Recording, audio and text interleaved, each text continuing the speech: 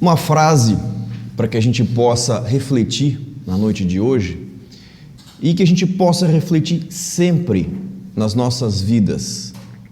O que nós recebemos da vida não é o que nós queremos, e sim o que nós merecemos. O que nós queremos da vida não é exatamente aquilo que a gente obtém.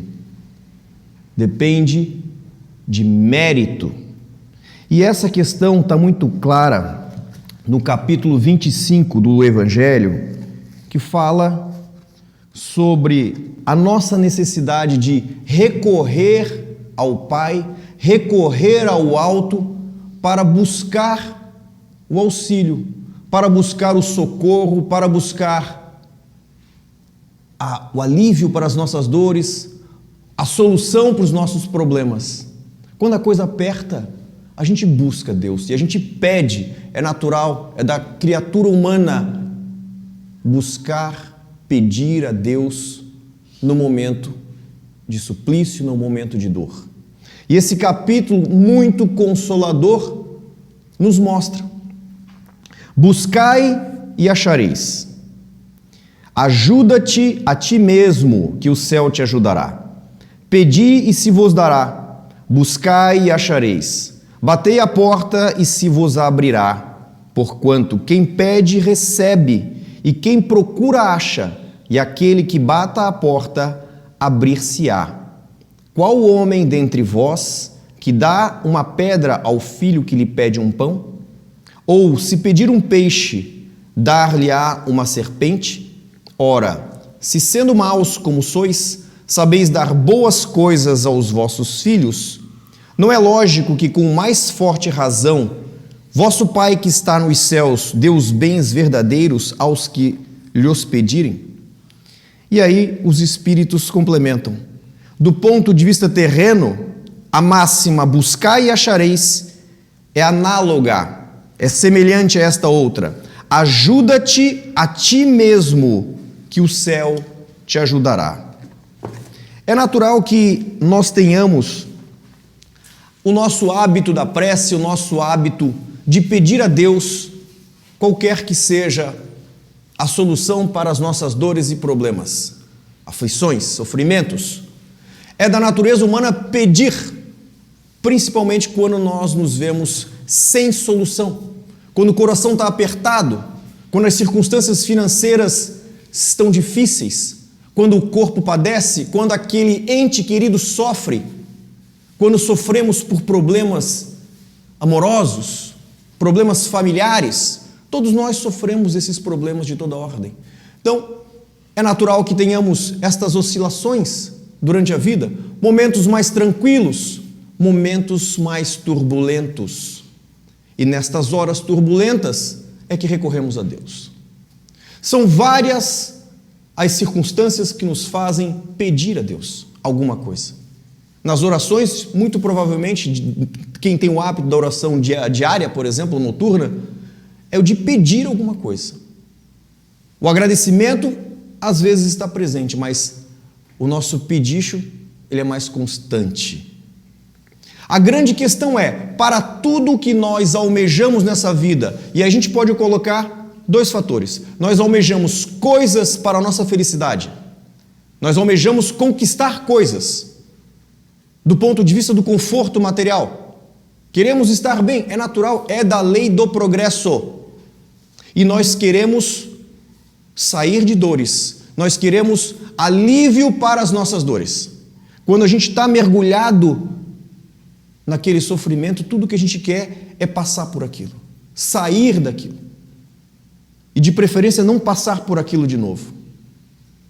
Mas para que a gente alcance, para que a gente conquiste tudo o que a gente quer conquistar, desde o conforto material, desde o bem-estar emocional, psicológico, no relacionamento com todos que nos envolvem, não basta pedir, não basta rogar, não basta ficar de joelhos, não basta subir uma escadaria, carregar uma corda, como acontece lá na terra do Pedro, lá todo mundo agarrado lá naquela corda comprida, naquele calor. Não basta querer fazer qualquer tipo de sacrifício, negociata com Deus.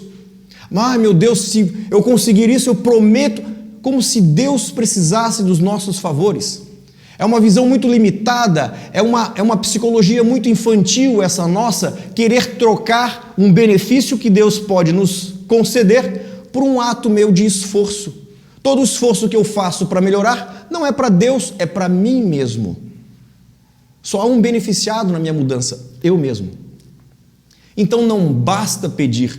Pedir é necessário como um ato de humildade do Filho ao seu Criador. Por mais que Deus saiba tudo aquilo que nós precisamos, é importante que tenhamos este hábito de humildade.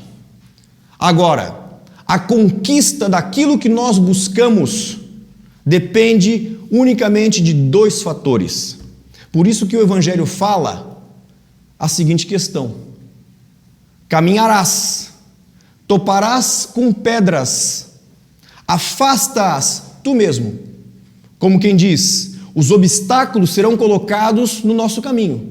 Mas não vai ser Deus nem os Espíritos que vão nos livrar destas pedras, porque essas pedras são justamente as ferramentas do nosso desenvolvimento intelectual, do nosso progresso, da nossa força moral.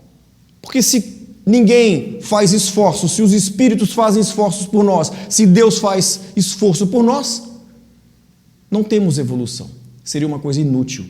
Então, as dificuldades têm como propósito único o crescimento da criatura, o crescimento intelectual e o crescimento moral.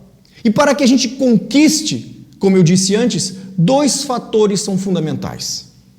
O primeiro é, na minha necessidade de rogar, eu preciso primeiramente compreender qual é a força do meu querer. Porque não adianta eu pedir e eu não ter a vontade de dar o passo. Eu quero ter uma condição financeira melhor, mas eu não dou os passos necessários. Eu não emprego os esforços necessários dentro do meu trabalho, dentro da minha profissão, dentro do meu negócio ou da empresa que eu trabalho, para que as coisas comecem a mudar para o meu lado. O ser humano vive numa zona de conforto muito grande. E é difícil para o ser humano sair dessa zona de conforto. Por isso que a grande esmagadora maioria das pessoas dentro de uma organização permanecem nas mesmas posições. O esforço é muito pequeno. As pessoas não gostam de correr risco. E o maior risco de todos é não correr risco nenhum. 70 anos, 80 anos ou 90 vão se passar e as pessoas vão perceber que o tempo passou muito rápido e vão se lamentar por tudo aquilo que não tentaram. Porque o não das circunstâncias nós já temos. E se nós tentarmos alguma coisa, talvez nós tenhamos o sim. Mas somos nós que devemos dar o passo. Somos nós que devemos abrir estas portas. Seja qual for a nossa busca, o esforço compete a cada um de nós. E nós não devemos esperar pacificamente, de forma inerte, que Deus, que a providência divina mude as coisas ao meu redor. Por isso que diz, ajuda-te que o céu te ajudará. Primeiro faz a tua parte, porque depois Deus vem e faz dele. Os Espíritos nos ajudam, mas eles nos ajudam de que forma? Nos dando força moral, nos inspirando com ideias, nos dando força naquele momento em que a gente está quase desistindo e nos dão aquele suspiro de força, de perseverança. Luta um pouco mais, amanhã é outro dia, tenha um pouco de paciência hoje, tudo pode mudar. Eles nos ajudam dessa forma, mas desde que vejam o nosso esforço na mudança. Por isso que não basta ficar ali apenas pedindo e não tendo um mínimo de esforço. O segundo componente fundamental na conquista daquilo que nós buscamos, e não necessariamente do ponto de vista material financeiro, muitas vezes uma doença que nos acompanha, a doença que muitas vezes nos visita, outros problemas de relacionamento que estão presentes na natureza humana, temos que nos perguntar, temos que olhar no espelho e antes de tentarmos apontar o dedo para aqueles que nos envolvem na família, para aqueles que nos envolvem no trabalho e nas relações sociais como um todo, o que eu tenho feito que não está alinhado com as leis divinas? Quais são os traços do meu comportamento que não estão alinhados? A minha maledicência? A minha incapacidade de perdoar? A minha impaciência? Quais são os comportamentos nocivos que eu trago no meu dia a dia que não me permitem mudar? Compreender que a mudança começa no comportamento. A mudança começa na vontade. Nem todos têm a mesma vontade, porque se todos tivessem a mesma vontade, o planeta não teria desigualdades. Saber empregar a vontade, ter o autoconhecimento para compreender o que eu faço de errado, porque muita gente reclama de muita coisa, mas não para olhar para si, não para compreender que é justamente o comportamento equivocado durante tempos seguidos que o coloca numa situação de problema, numa situação de sofrimento e de dor. E depois é natural que busquemos algum culpado para isso. Se não encontramos ninguém, culpamos a Deus, quando na verdade somos os únicos responsáveis. E nessa necessidade, nessa busca, muitos empregam esforços, alguns não empregam esforço nenhum. Só que tem outros que, além de não empregarem esforço nenhum para mudar tudo que está de errado na sua vida, invejam aqueles que alcançam. E aí nós entramos num problema seríssimo, né? O ser humano tem a mania agora com as mídias sociais, principalmente as meninas aí que estão solteiras, começa um novo namoro, já começa a publicar que está jantando. É um problema, você começa a expor a sua vida, o número de invejosos que estão à tua volta que você nem imagina. A pessoa coloca lá tudo de lindo, maravilhoso, expondo justamente aquilo que deve ser ocultado, porque o ser humano, até entre os amigos, os seres humanos, eles querem te ver bem, mas não melhor do que eles. A pessoa pode ser até tua amiga, mas se ela te vê se sobressaindo, aquilo incomoda. E essa projeção mental te incomoda, te prejudica. E estas mentes doentes, estes invejosos, estão mais perto do que nós possamos imaginar. Estão dentro da família, estão dentro do teu trabalho, são as pessoas mais próximas que tu nem imagina, pessoas às vezes que tu ajuda. Eles querem o que tu tens.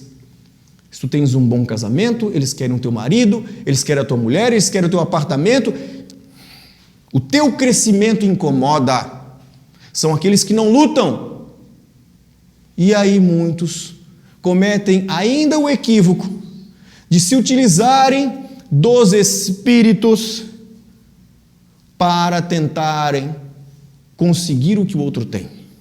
Aí recorrem aos ditos trabalhos, aí fazer uma macumba, aí fazer lá um trabalhinho para conseguir o marido da outra, para conseguir a esposa do outro. O mundo tem 7 bilhões de pessoas e a criatura encasqueta que tem que ser aquela. E aí contrata espíritos para fazer um trabalhinho para que aquele casamento seja desfeito. E aí vem um grande problema, porque nestes trabalhinhos, as oferendas, o sangue do bicho, a comida, a birita, todos esses componentes possuem uma coisa chamada fluido vital, em que estes espíritos que ainda estão nessa faixa de entendimento e que se sujeitam a isso, eles absorvem o fluido vital destas substâncias porque isso faz com que eles se sintam mais vivos, como se estivessem encarnados. E isso dá um poder magnético a essas criaturas para que no processo obsessivo daquele que foi alvo, daquela esposa, daquele marido que está sendo alvo daquele trabalho, ele consiga impregnar um processo obsessivo com muito mais facilidade, fruto daquele fluido das oferendas. Qual o grande erro? Qual o grande problema? O invejoso que contratou os serviços fica indefinidamente vinculado ao prestador de serviço espiritual, porque tão logo se esvai esse fluido vital que está na criatura atuando naquele trabalho, ele quer mais, e aí ele passa a ser o obsessor daquele que contratou. Eu quero mais, paga mais. E eu conheço, e aqui muitos conhecem, infinitos casos dessas pessoas que muitas vezes procuram a casa espírita para se livrar do encosto. E foi ele que buscou, foi ele que se vinculou. Conseguiu sim, muitas vezes, destruir a família, roubar o marido, fazer aquilo, prejudicar. E a justiça divina? Cada um tem a mente aberta para receber o tipo de influência que merece. Então, vejamos que na incapacidade de impregnar esforços para ter o seu próprio mérito da conquista material, da conquista emocional, a criatura se vincula a estes processos menos dignos, arrastando problemas obsessivos constantes. Aquela esposa que largou o marido e foi viver com aquele outro par, vice-versa, são criaturas que foram, neste processo, envolvidos por um ambiente de obsessão. De maneira que aquela nova relação que está se institucionalizando não tem sustentação. Em algum momento, aquilo explode. É um conflito constante. Aí a nossa necessidade do orai e vigiai. Estas influências são constantes na nossa vida. Por isso, a nossa necessidade da discrição. Sejamos discretos ao falar. Sejamos discretos ao mostrar o bem que nos acontece. Sejamos discretos em expor as nossas conquistas, porque o que não falta é um número muito grande de pessoas próximas que, infelizmente, não movem uma palha para adquirirem, para estarem numa situação melhor. É da natureza humana, a zona de conforto. Porque dá trabalho. Fazer uma dieta exige disciplina, dá trabalho. Qualquer que seja o objetivo, dá trabalho. Estudar, tem que ir para a aula. Aprender uma nova língua, tem que buscar ferramentas para que isso aconteça. Conseguir ganhar mais dinheiro, exige trabalhar mais, buscar mais conhecimentos, estar mais atento, ler mais. Tudo dá trabalho. Tudo exige disciplina. Por isso que da vida nós não temos o que queremos, porque é muito fácil querer e ficar aí, sentado, esperando e pedindo. Nós temos da vida aquilo que merecemos. O quanto eu lutei. Porque essas criaturas que fazem esses processos para tentar pegar o que é dos outros, nenhuma árvore que não foi criada por Deus se manterá em pé. Jesus disse isso. Nada se sustenta.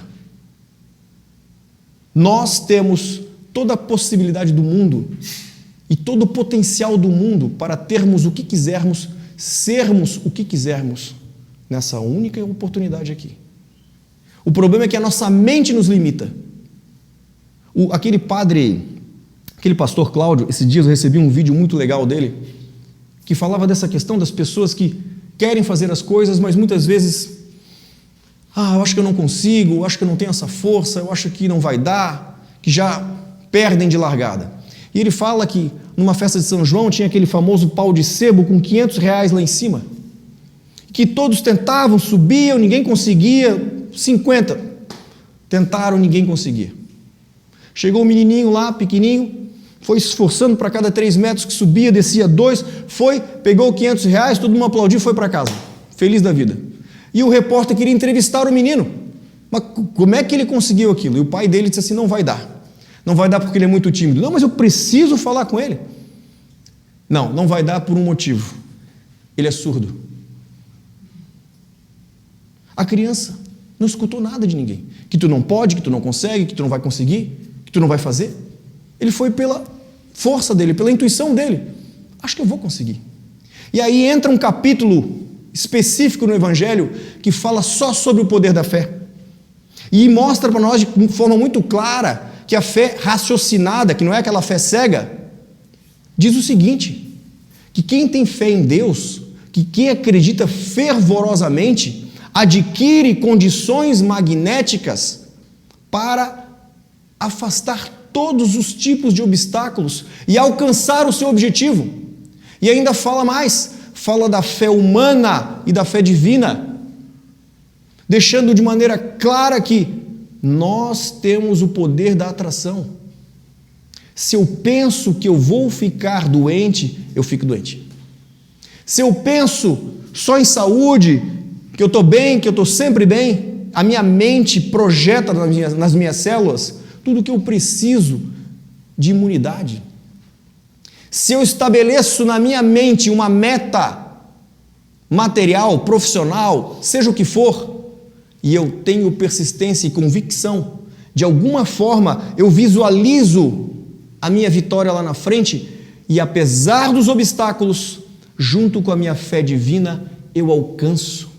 Não alcança quem duvida de si mesmo, não alcança quem duvida desse amor e dessa força que Deus nos dá nos momentos em que nós estabelecemos esses objetivos.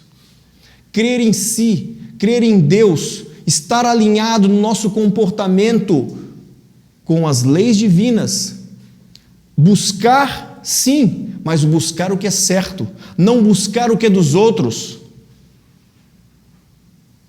Ter a consciência de que, apesar de nós termos um plano reencarnatório, nós temos condições de mudar a nossa vida.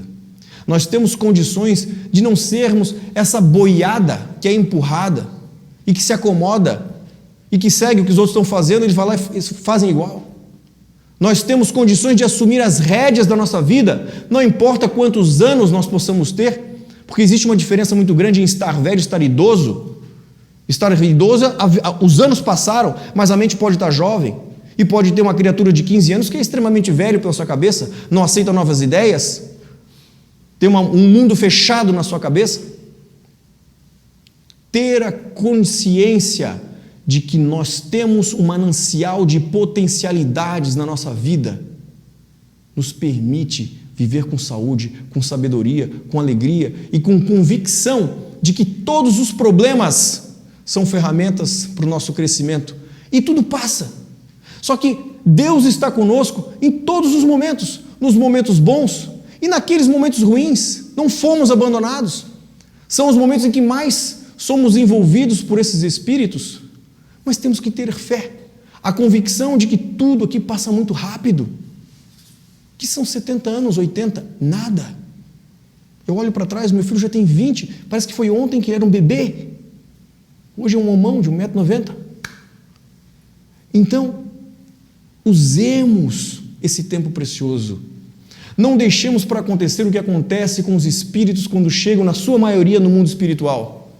Se lamentar pelo tempo que passou, pelas picuinhas que se prendeu, pelos rancores, amarguras, mágoas.